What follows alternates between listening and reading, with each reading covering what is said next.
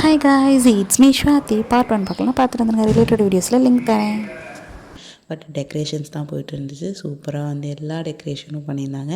So colour கலராக வந்து trees, குடில் அப்படி சொல்லிட்டு எல்லாமே வந்து சூப்பராக இருந்துச்சு. இன்னும் கொஞ்சம் வந்து ரெடி பண்ணிகிட்டு இருந்தாங்க. ஃபுல்லாக ரெடி ஆனதுக்கப்புறம் பார்த்துருந்தோம்னா சூப்பராக இருக்கும். நான் சொன்ன மாதிரி ஈவினிங்கே போனனால இந்த அளவுக்கு தான் வந்து ரெடி பண்ணியிருந்தாங்க. ஸோ ஸ்னோமேன்லாம் வச்சு லைட் செட்டப்லாம் வச்சு அதுக்கப்புறம் இந்த கேக் யார் கொடுத்தா அப்படின்னா, நமக்கு தெரிஞ்ச ஒரு ஃபாதர் தான் வந்து நமக்கு கொடுத்தாங்க கிறிஸ்மஸ்க்கு. அண்டு ஸோ அதை தான் வந்து என்ன பண்ணிகிட்ருக்கேன்னா கட் பண்ணிகிட்ருக்கேன். ஸோ இது கிறிஸ்மஸ் அன்னைக்கு கட் பண்ணல.